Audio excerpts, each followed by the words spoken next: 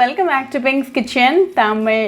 இன்னைக்கு நம்ம முறுக்கு எப்படி செய்கிறதுன்னு தான் பார்க்க போகிறோம். இது ரொம்ப டெலிஷியஸான ஸ்நாக் ரெசிபி. யூஸ்வலாக பண்டிகை சீசனில் இது பண்ணுவாங்க.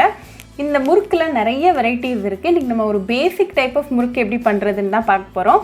இது ஒரு ஏர்டைட் கண்டெய்னரில் போட்டு வச்சு நீங்கள் ஒரு வாரம் வரைக்கும் வச்சு என்ஜாய் பண்ணலாம். இது ரொம்ப ஈஸியாக பண்ணிடலாம். ஸோ அந்த ரெசிபியை பார்க்குறதுக்கு முன்னாடி இதுக்கு தேவையான பொருட்கள் என்னென்னு பார்த்துட்டு வந்துடலாம். ஒரு மிக்சர் ஜாரில் அரை கப் அளவுக்கு பொட்டுக்கடலை சேர்த்துக்கோங்க. இதை நல்லா ஃபைன் பவுடராக அரைச்சிருங்க.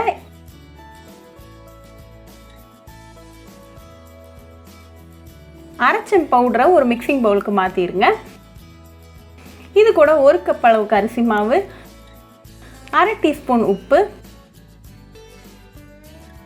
அரை டீஸ்பூன் ஜீரகம், அப்புறமா ஒரு டேபிள் ஸ்பூன் அளவுக்கு நல்லா சூடான எண்ணெய் சேர்த்துக்கோங்க.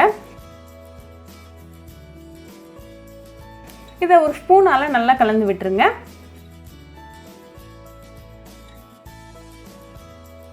நல்லா மிக்ஸ் பண்ணிவிட்டு இப்போ உங்கள் கையால் நல்லா பிசைய ஆரம்பிங்க. கொஞ்சம் கொஞ்சமாக தண்ணி சேர்த்து நல்லா மாவு பதத்துக்கு பிசைங்க. நல்லா சப்பாத்தி மாவு மாதிரி வர வரைக்கும் நல்லா பிசைஞ்சிக்கோங்க.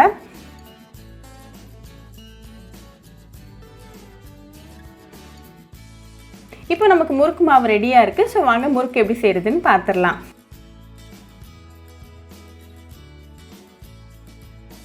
இன்றைக்கி நான் ஒரு முறுக்கு மேக்கர் எடுத்திருக்கேன். இதில் கொஞ்சமாக முறுக்கு மாவு உள்ளே சேர்த்துருங்க.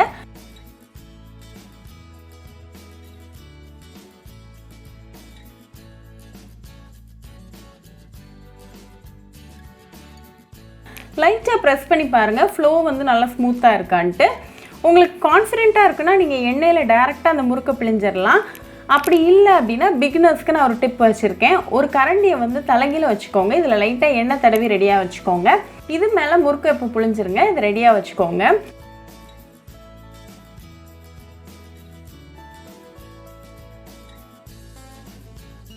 ஒரு இரும்பு சட்டியில் தேவையான அளவுக்கு எண்ணெய் சூடு பண்ணிக்கோங்க. எண்ணெய் நல்லா சூடானதும் இந்த முறுக்கு அப்படியே உள்ளே சேர்த்துருங்க.